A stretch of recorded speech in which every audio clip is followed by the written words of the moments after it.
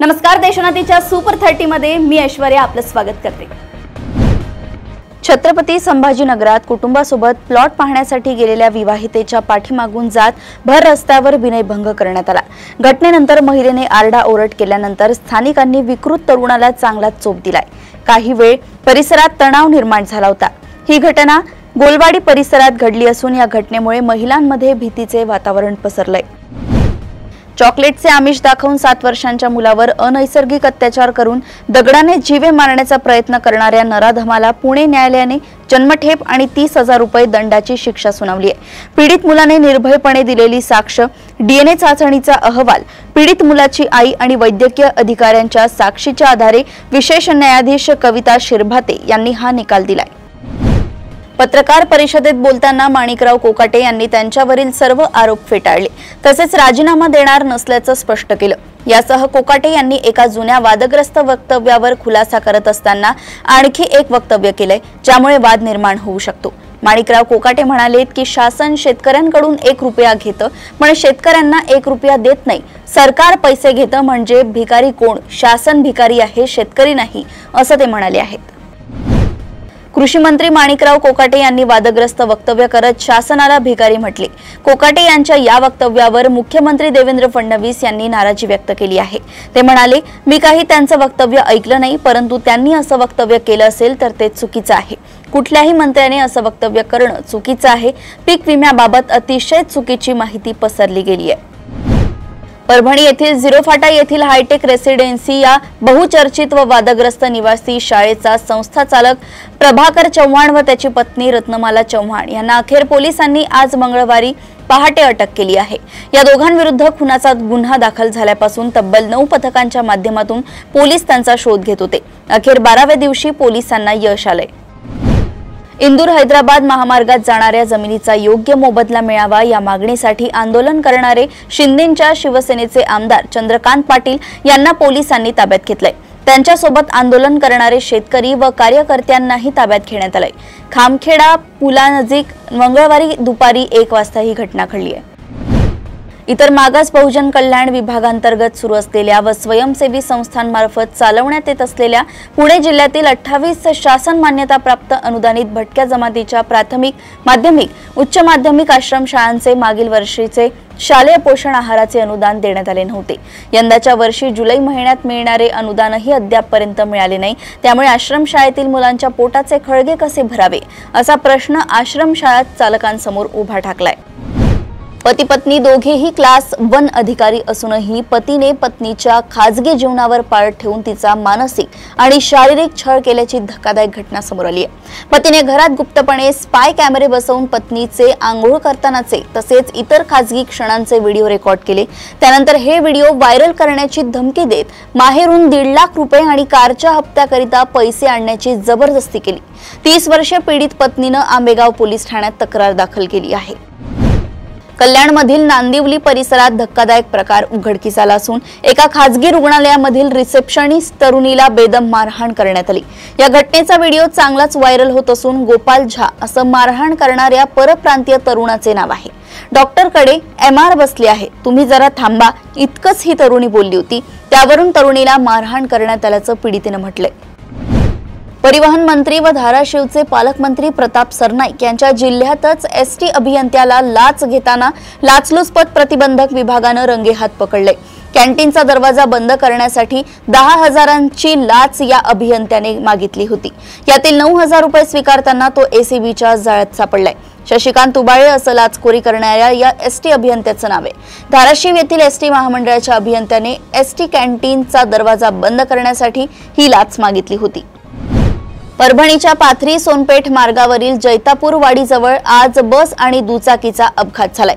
या अपघातात दुचाकीवरील 2 जण जागीच ठार झाल्याची घटना घडली असून हा अपघात एवढा भीषण होता की दुचाकी ही बसच्या समोरील भागात अडकून अनेक फूट फरफटत गेल्यानं पाहायला मिळालं। विशेष म्हणजे अपघातानंतर एसटी बस थेट शेतात जाऊन थांबली होती। एका सर्वसामान्य मराठी माणसाला गुजरातमध्ये झालेल्या फसवणुकीच्या प्रकरणातून मुंबई उच्च न्यायालयानं मोठा दिलासा दिलाय। इतकंच नाही तर या प्रकरणी दिलेल्या तक्रारींकडे कानाडोळा करणाऱ्या संबंधित सरकारी विभागांना धारेवर धरत उच्च न्यायालयानं त्यांना आर्थिक दंडही ठोठावलाय। याशिवाय माहितीची खातरजमा न करणाऱ्या बँकेला आणि आधार कार्ड विभागाला 25,000 रुपयांचा दंड ठोठावत दंडाची रक्कम तक्रारदार विलास लाड यांना देण्याचे आदेश उच्च न्यायालयाने दिले आहेत। राज्याचे मुख्यमंत्री देवेंद्र फडणवीस यांचा आज 55वा वाढदिवस असून त्यांच्या वाढदिवसाच्या निमित्तानं राज्यभर विविध कार्यक्रमांचं आयोजन करण्यात आलंय। दरम्यान आज पुण्यात आमदार हेमंत रासने यांच्या वतीनं मुख्यमंत्री देवेंद्र फडणवीस यांच्या वाढदिवसानिमित्त त्यांच्या दीर्घायुष्यासाठी आणि उत्तम आरोग्यासाठी पुण्यातील सारसबाग गणपती मंदिर येथे 221 ब्रह्मवृंदांच्या सामूहिक सहभागातून 55,000 श्री गणपती अथर्व शीर्ष पठण करण्याचं आयोजन करण्यात आलं। राज्यातील राजकारणात अतिशय सक्रिय असलेल्या प्रफुल्ल लोढा यांच्या विरोधात पिंपरी चिंचवड शहरातील बावधन पोलीस ठाण्यामध्ये बलात्काराचा गुन्हा दाखल झालाय। तक्रारदार महिलेच्या पतीला नोकरी लावून देण्याची आमिष दाखवत प्रफुल्ल लोढा यांनी एका 36 वर्षांच्या पीडित महिलेवर बालेवाडी येथील एका पंचतारांकित हॉटेलमध्ये बलात्कार केला। महिलेने प्रफुल्ल लोढा यांना विरोध केल्यानंतर त्यांनी पीडित महिलेची नोकरी घालवण्याची धमकी दिली आणि तिच्या इच्छेविरोधात तिच्यावर लैंगिक अत्याचार केल्याचं तक्रारदार महिलेनं म्हटलंय। पालघर जिल्ह्यातील नालासोपारामध्ये धक्कादायक घटना घडली आहे। एका विवाहित महिलेनं दृश्यम चित्रपटातील पद्धतीप्रमाणे पतीची हत्या केल्याचं उघडकीस आलंय। विवाहित महिलेनं आपल्या प्रियकराच्या मदतीनं पतीची हत्या केली। यानंतर पतीचा मृतदेह घरातच पुरून विवाहित महिला आपल्या प्रियकरासोबत फरार झाली। या महिलेचं भयानक कृत्य पाहून पोलीसही हादरले आहेत। पोलीस या महिलेचा आणि तिच्या प्रियकराचा शोध घेत आहेत। गुजरातमधील सुरत विमानतळावर अलीकडेच घडलेल्या तस्करीच्या एका प्रकरणामुळे सुरक्षा व्यवस्था आणि वाढत्या तस्करी नेटवर्कबद्दल नव्याने चिंता निर्माण झाली आहे। एअरपोर्टवर एका जोडप्याची सीमा शुल्क अधिकाऱ्यांनी झडती घेतली असता अधिकाऱ्यांना धक्काच बसलाय। या जोडप्याने सोन्याला वितळवून त्याची पेस्ट बनवून शरीराच्या मध्यभाग आणि शरीरावर असे लपवून आले होते की बाहेरील कपड्यांवरून ते सहज दिसू नये अशी व्यवस्था केली होती। महिलाच्या शरीरावर 16 किलो आणि पुरुषाच्या जवळजवळ 12 किलो सोन्याचा लेप लावला होता। त्याची किंमत कोट्यवधी रुपयांमध्ये आहे। जगदीप धनखड यांनी नुकतेच आपल्या उपराष्ट्रपती पदाचा राजीनामा दिलाय। आता या पदासाठी थेट नितीश कुमार यांची निवड करावी अशी मागणी करण्यात आली आहे। विशेष म्हणजे नितीश कुमार यांना उपराष्ट्रपती करावं अशी मागणी भाजपच्याच एका आमदाराने केली आहे। उपराष्ट्रपतीपद बिहारला द्यावं असं त्यांनी म्हटलंय। अशी मागणी करणाऱ्या भाजप आमदाराचे नाव हरिभूषण ठाकूर बचौल असं आहे। समाजवादी पक्षाच्या खासदार इकरा हसन यांच्याबद्दल सोशल मीडिया प्लॅटफॉर्मवर करणी सेनेचा राष्ट्रीय उपाध्यक्ष ठाकूर योगेंद्र राणा विरुद्ध गुन्हा दाखल करण्यात आलाय। ही तक्रार सुनीता नावाच्या महिलेने दाखल केली आहे। रविवारी मुरादाबादच्या माजोला येथे राहणाऱ्या सुनीता या महिलेने कटघर पोलीस ठाण्यात तक्रार दाखल केली। सुनीता म्हणाल्या की खासदार इकरा हसन यांच्या विरुद्ध अत्यंत असभ्य, अश्लील, वैयक्तिक आणि लज्जास्पद भाषा वापरली गेली आहे। आज बिहार विधानसभेमध्ये चक्क आमदार आणि सुरक्षेसाठी तैनात असलेल्या मार्शल्समध्ये धक्काबुक्की झाली। बिहार विधानसभेमध्ये मतदार यादी पुनरीक्षणाच्या मुद्द्यावरून जोरदार गोंधळ झालाय।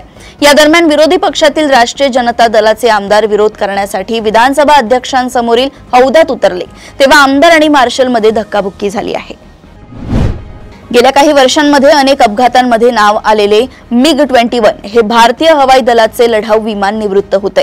भारतीय हवाई दलाकडून या संदर्भात माहिती देण्यात आली आहे। येत्या सप्टेंबर महिन्यात विशेष कार्यक्रमात या विमानाला अखेरचा निरोप दिला जाणार आहे। शेवटची काही वर्ष या फायटर जेटसाठी कमालीची आव्हानात्मक राहिली असली तरी त्याआधी भारताच्या अनेक महत्त्वपूर्ण मोहिमांमध्ये MiG-21 मोलाची भूमिका बजावली आहे। यात 1965च्या युद्धापासून अगदी हल्लीच्या ऑपरेशन सिंदूरचा देखील समावेश आहे।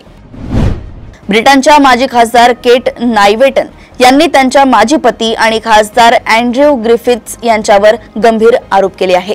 ग्रिफिथ्सने त्यांच्यासोबत झोपेत लैंगिक अत्याचार केले, नवजात बाळावर ओरडले आणि धमक्या दिल्या। वर्षानुवर्षे चाललेल्या या शोषणाबद्दल केट यांनी आपले दुःख व्यक्त केले आणि त्यांची कहाणी महिलांना प्रोत्साहन देईल अशी आशा त्यांनी व्यक्त केली आहे। जपानच्या राजकारणात पंतप्रधान शिगेरू इशिबा यांना मोठा राजकीय धक्का बसलाय। त्यांच्या सत्ताधारी आघाडीला राज्यसभेत बहुमत मिळवण्यात अपयश आलंय। 1955 नंतर पहिल्यांदाच संसदेच्या दोन्ही सभागृहात सरकार अल्पमतात आले आहे। इशिबा म्हणाले की त्यांनी कठीण निकाल गांभीर्याने स्वीकारलाय, परंतु राजीनामा देण्याबद्दल काहीही न बोलता अमेरिकेशी शुल्क चर्चेबद्दल बोलण्यास सुरुवात केली आणि जपानच्या राष्ट्रीय हितांचे रक्षण करण्याची ग्वाही दिली आहे।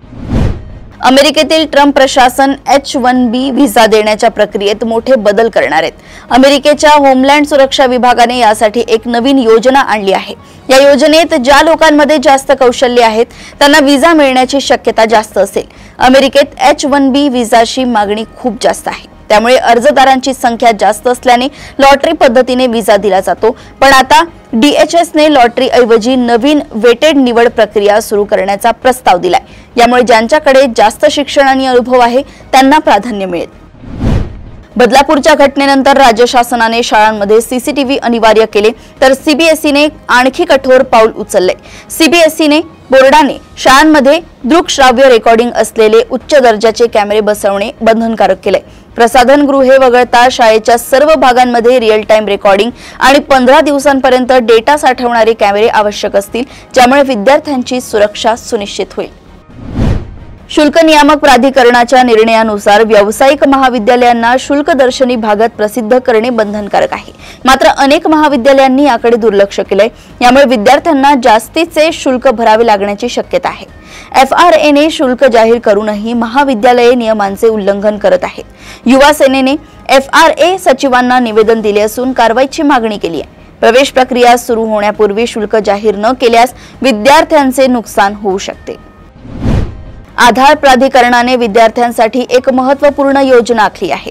विद्यार्थ्यांच्या आधार क्रमांकाशी जोडलेली बायोमेट्रिक माहिती अद्ययावत करण्याची गरज आहे. लवकरच शाळांमध्ये बायोमेट्रिक अद्ययावतीकरण मोहीम सुरू होणार आहे. यामुळे 7 कोटींहून अधिक मुलांना फायदा होईल. 5 वर्षांनंतर बायोमेट्रिक अद्ययावत करणे अनिवार्य आहे. त्यामुळे शाळा प्रवेश आणि शिष्यवृत्ती सारख्या कामांसाठी मदत होईल.